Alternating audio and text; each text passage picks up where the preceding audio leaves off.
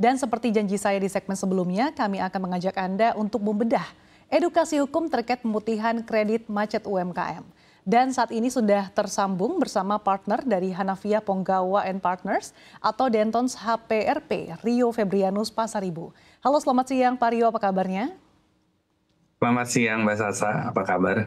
Baik Pak Rio, terkait dengan pemutihan terkait dengan kredit macet UMKM yang terkandung dalam pasal atau PP nomor 47 tahun 2024. Seperti apa pandangan Anda? Seberapa kuatkah dan mengikat terkait dengan PP ini? Serta apakah PP ini sudah memberikan landasan hukum yang kuat bagi bank ataupun non-bank BUMN sehingga bisa memberikan kewenangan secara penuh bagi bank ataupun non-bank BUMN dalam memilah debitur yang kira-kira berhak nih untuk menerima insentif hapus tagih sehingga nantinya manajemen bank dan non-bank BUMN ini bisa quote-unquote kebal hukum dan tidak bisa dituntut telah merugikan negara. Pak Rio, silahkan. Ya, makasih Mbak Sasa. Jadi pertama jelas ya bahwa di dalam PP 47 2024 itu sudah berlaku sejak diundangkan itu tanggal 5 November 2024. Dan sehubungan dengan penghapusan piutang macet sebagaimana diatur di PP tersebut, berlaku jangka waktu 6 bulan sejak tanggal berlakunya. Jadi tentunya ini sudah sangat jelas bahwa PP tersebut sudah berlaku dan mengikat dan harus dijadikan landasan hukum bagi bank maupun non-bank BUMN. Tapi memang kita ngelihat ya tadi Mbak Sasa juga udah diskusi mengenai persyaratan-persyaratannya, apa sih yang persyaratan debitur apa sih yang perlu dipenuhi dan bisa masuk ke dalam kategori yang penghapus bukuan ini. Nah itu ada hal-hal yang mungkin dari market practice, terutama bank yang banyak memberikan kredit UMKM atau fokus bisnisnya adalah di kredit UMKM, itu kita perlu ada kajian khusus gitu pasti ya dari bank tersebut apakah akan berdampak secara material terhadap kondisi keuangannya. Harusnya sih tidak ya, karena memang sudah dilindungi di peraturan perundang-undangan ini. Lalu kemudian misalnya terkait dengan kredit kriteria debitur tadi ya yang meskipun sudah dirinci secara jelas dalam peraturan itu, tapi kita juga perlu lagi mengkaji level approval-nya itu di mana sih? Apakah level approval RUPS-nya sudah cukup? Artinya kalau udah rapat umum pemegang saham itu kan berarti kan ada perwakilan Kementerian BUMN sebagai perwakilan negara di dalam memberikan approval terhadap plafonnya nih. Ini loh debitur-debitur yang sudah kita kategorikan sesuai dengan PP 47 tuh ini gitu. Nah itu kan perlu dapat approval-nya lagi. Apakah level RUPS cukup? Atau karena ini juga menyangkut dengan kementerian lain, misalnya Kementerian UMKM, itu jadi terkait gitu.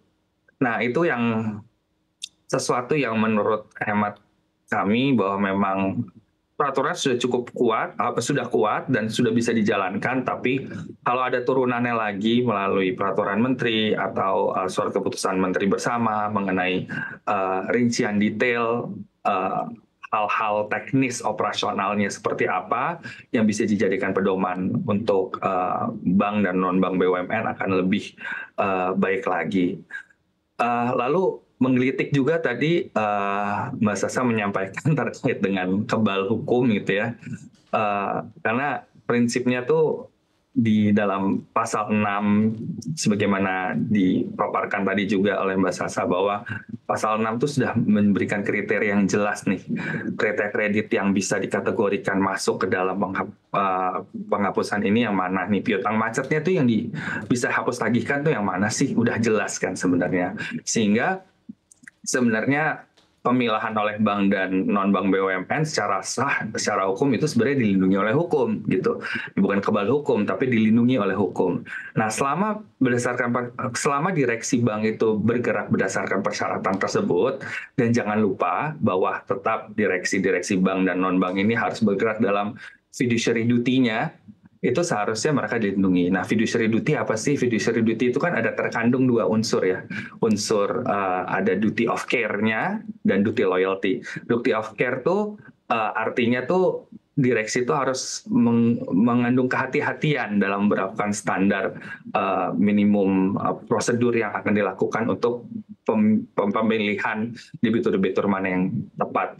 Lalu ada juga tadi saya bilang selain duty of care ada duty of loyalty. Duty of loyalty itu loyalty terhadap perusahaan, loyalty terhadap pemegang saham. Artinya di sini terhadap pemerintah gitu ya. Artinya tidak ada konflik of interest di dalamnya gitu. Jadi selama dilakukan berdasarkan ketentuan yang ada di pasal 6 dan mengedepankan fiduciary duty, bukan kebal hukum bahasanya, tapi memang tindakan tersebut memang dilindungi oleh hukum. Kira-kira begitu Mbak Sasa. Oke, meskipun dari segi ketentuan ataupun karakteristik sudah disampaikan secara jelas, tapi menarik tadi disebut terkait dengan debitur. Tentunya ini cukup menarik terkait dengan bagaimana penafsiran.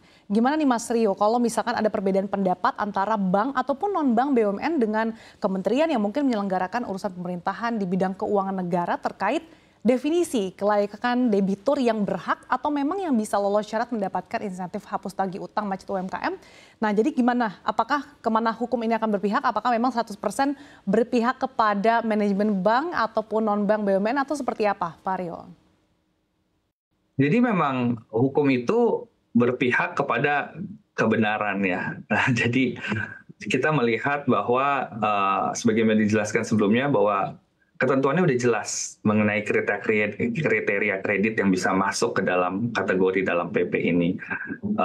Jadi selama direksi tadi saya jelaskan bahwa memang mengikuti kriteria tersebut dan menjalankan tugasnya menggunakan fiduciary duty-nya sebagai direksi, harusnya bukan berpihak, tapi lebih memberikan kepastian hukum dan melindungi direksi. Nah, kalau ada jadi direksi itu kan tadi seperti saya jelaskan di awal, kalau misalnya ada kan Parto ya takut ya mengambil keputusan ini gimana nih kredit-kreditnya apa sudah tepat atau belum. Makanya tadi saya bilang itu yang belum diatur secara lebih rinci yang harusnya masih bisa dipertegas lagi atau dirinci secara lebih detail lagi itu adalah di level peraturan menteri atau keputusan menteri bersama, di mana di situ bisa diatur apakah memang approval dari approval dari pemegang saham dari level misalnya bank BUMN atau non bank BUMN itu cukup. Artinya pemegang sahamnya itu kan pemerintah secara langsung yang diwakili oleh Kementerian BUMN, atau memang karena ini mencakup UMKM nih kayak tadi saya bilang memang perlu ada persetujuan atau review lagi dari kementerian yang lain gitu. Dengan memberikan detail yang tepat seperti hal tersebut itu akan memberikan kepastian hukum lagi, jadi tidak ada keraguan dari direksi bank maupun non-bank BUMN dalam melakukan pelaksanaan PP 47 2024 ini. Oke, dituliskan juga dalam PP nomor 47 bahwa utang yang masuk pencatatan program kredit atau pembiayaan yang dijamin oleh asuransi ataupun penjamin kredit dinyatakan tidak bisa mendapatkan insentif hapus tagih. Nah sama halnya di Pak Rio dengan kredit yang masuk ke dalam program pemerintah dan masih berjalan pun ini tidak bisa untuk memenuhi syarat dalam dihapus tagihan utang macetnya. Tapi meskipun memang dalam PP nomor 47 tidak dituliskan secara jelas nama program KUR, namun jika mengacu karakteristik jenis utang yang dilarang hapus tagih, berarti secara aturan pihak bank ataupun non-bank BUMN berhak dan secara hukum legal untuk bisa mendefinisikan kalau memang utang dan debitur dari program KUR masuk ke golongan yang dikecualikan untuk menerima hapus tagih. Karena balik lagi, KUR ini kan adalah program yang dijamin kreditnya dan memang merupakan program pemerintah yang masih berjalan. Seperti apa pandangan Anda Pak Rio? Ya, betul sekali Mbak Sasa. Mbak Sasa ini udah jadi ahli hukum nih. Jadi memang berdasarkan Permenko 15/2020 dan itu jungto dengan Permenko yang lama ya 8/2019 terkait dengan pedoman pelaksanaan KUR. Emang KUR itu diberikan dengan pemberian jaminan atas pemenuhan kewajiban finansial debitur KUR. Jadi memang di situ ada penjamin KUR di situ ya. Dan jelas bahwa salah satu persyaratan KUR itu adalah ada perusahaan penjamin KUR yang menerbitkan sertifikat penjaminan.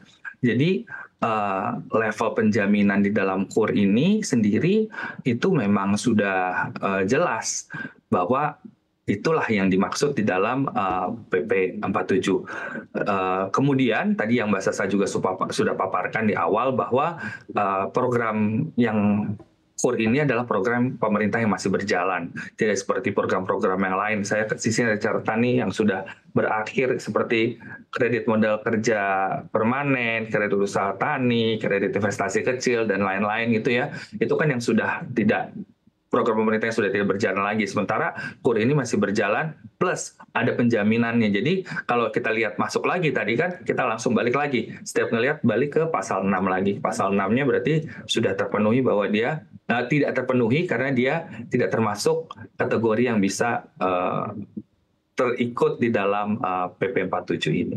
Gitu, Mbak. Oke, Pak Rio, kalau misalkan ada case, misalkan ada debitur KUR yang utangnya memang sudah macet tapi mencoba untuk memaksa bank ataupun non-bank BUMN untuk mengubah pencatatan utangnya menjadi non-KUR sehingga permasalahan utangnya ini bisa selesai.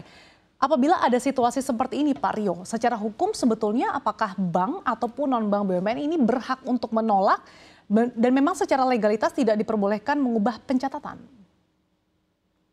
Iya betul tuh, Mbak, benar sekali. Jadi bank itu tidak perlu ragu dan memang harusnya bisa menolak secara tegas ya, karena pada prinsipnya kredit yang diambil atau ditawarkan kepada calon nasabah itu sejak awal itu telah disepakati tidak bisa serta-merta diubah di tengah jalan. Kenapa?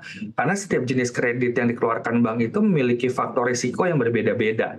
Yang masing-masing pemberiannya memiliki persyaratan yang berbeda-beda juga. Jadi saat sebuah kredit itu sudah diputuskan untuk menjadi masuk jenisnya ada kredit usaha rakyat KUR, sudah ada pertimbangan dari komite bank itu yang menyatakan bahwa dia memenuhi persyaratan tersebut. Jadi nggak bisa tiba-tiba, masuk di tengah-tengah, diubah di tengah-tengah supaya bisa masuk penghapusan gitu. Jadi memang sudah menjadi pertimbangan tentunya dari pemerintah dalam hal ini dalam membuat peraturan ini, mengapa memberikan persyaratan yang demikian dan memang mengecualikan KUR di dalam program ini gitu. Nah, kalau ke depannya nih Pak Rio, ada debitur yang ternyata memaksa ataupun mengancam bank untuk mendapatkan insentif hapus tagih utang macet ini, padahal sebetulnya kalau dari segi besar plafonnya tidak masuk kualifikasi ataupun mungkin plafonnya masuk tetapi memang secara karakteristik utangnya tidak termasuk kategori yang layak untuk mendapatkan insentif. Dalam hal ini misalkan masih bisa dilanjutkan dengan restrukturisasi biasa. Nah, apakah pihak bank dan non-bank BUMN ini tetap akan secara penuh terlindungi secara hukum dan kebal gugatan hukum Pak Rio? Iya, jadi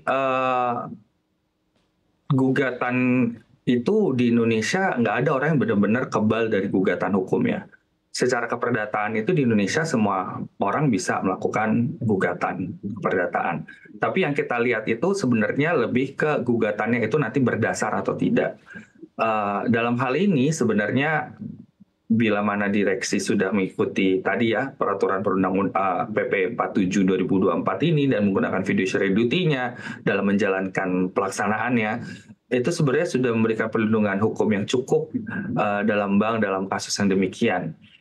Kembali lagi memang yang ditentukan bahwa pelaksanaan